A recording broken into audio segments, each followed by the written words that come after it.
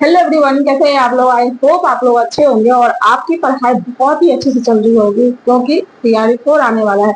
But आप लोग इतना घबरा रहे हो कि टीआरई 4 आएगा या नहीं आएगा, तो इसका मैं जवाब देती हूँ आज कि टीआरई 4 आएगा या नहीं आएगा। आप लोग बिल्कुल घबराओ मत, आप लोग बिल्कुल अपनी तैयारी में लगे रहो फ्रेंड्स, क्योंकि आपको पता है कि ये चुनाव का ईयर है और सरकार इतनी कोशिश कर रही है कि हर एक पब्लिक उनसे नाराज ना हो, खुश रहे और अलग अलग एरिया में, अलग अलग क्षेत्र में अलग अलग वैकेंसी इतनी सारी निकाल रहे हैं। और आपको पता है कि जितनी वैकेंसी बिहार में निकली है उतनी वैकेंसी कोई अदर स्टेट में नहीं निकली है।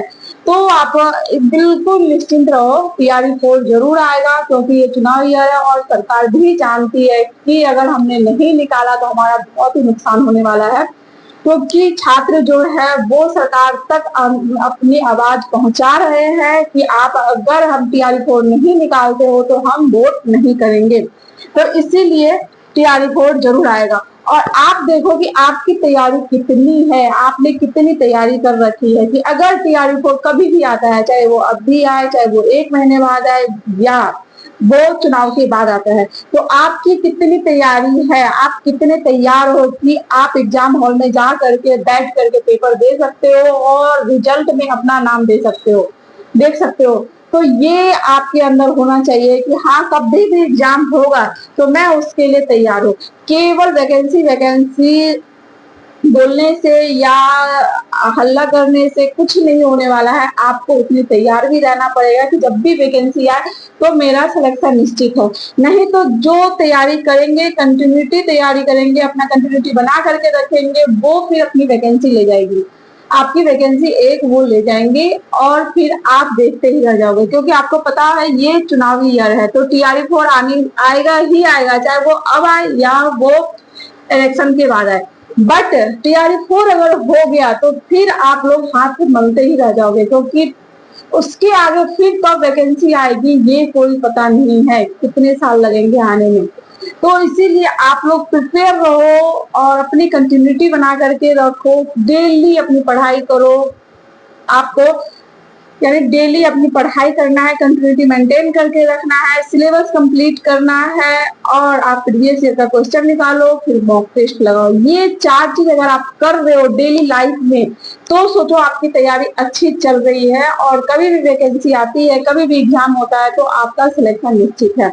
लेकिन अगर आप ये सोच के बैठे हो कि जब वैकेंसी आएगी तब मैं पढ़ूंगा, तब मैं तैयारी करूंगा, अभी मेरा मन नहीं लग रहा है तैयारी करने में क्योंकि वैकेंसी का कोई अता पता नहीं है, तो फिर सोचो कि आपके हाथ से आपका एक जो सीट है कंफर्म है वो जाने वाला है, क्योंकि कंपटीशन बहुत टफ है। सीट भी लिमिट है जो सरकार देंगी, क्योंकि उनको सीट भी थोड़ा सा आपको पता है कि वो बचा लेते हैं, क्योंकि हम नेक्स्ट एग्जाम निकालेंगे तो उसमें हम कंडक्ट करेंगे, इसीलिए तो वो सीट भी लिमिट है। बट स्टूडेंट भरमार है, लाखों की संख्या में है। अभी आप देखो एईडीओ का जो फॉर्म निकला है वो 1000 से कम पोस्ट है, 935 पोस्ट है उसमें, बट फॉर्म कितना गया है, 10 लाख से ऊपर फॉर्म गया है। तो सोचो कितनी मारामारी है, तो उसमें सिलेक्शन लेना कितना मुश्किल हो जाएगा। आपको पता है स्टूडेंट को, क्योंकि जो पढ़े भी है, जिनको आता भी है ना, उनको भी अपने ऊपर विश्वास नहीं होगा कि इतनी बड़ी संख्या में, इतनी वैकेंसी में मैं अपना सीट एक कंफर्म कर पाऊंगा। तो इसीलिए आप लोग पढ़ना बिल्कुल ना छोड़े, क्योंकि आप कभी भी पेपर होता है तो आप सोच के रखो कि मेरी तैयारी है, कंटिन्यूटी मेंटेन है और मैं एग्जाम में बैठूंगा और मेरा रिजल्ट पक्का होगा।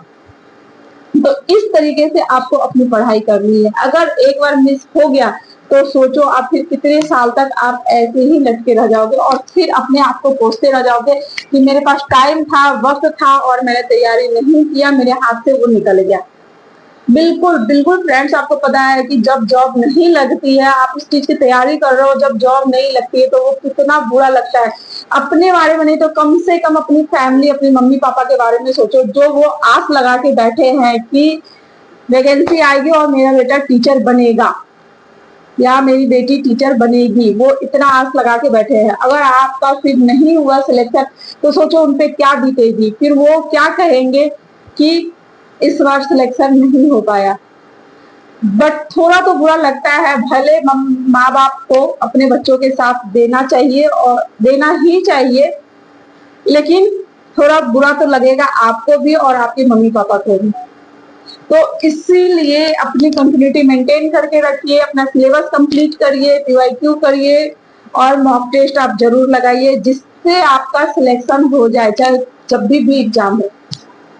तो इस तरीके से अगर आप पढ़ते हो तो फिर सोचो कि आपका सिलेक्शन होगा ही होगा और आपको अपने लिए एक सीट कंफर्म करना ही है। तो चलिए फिर मिलते हैं नेक्स्ट वीडियो में, तब तक के लिए जय हिंद, जय भारत, नमस्ते।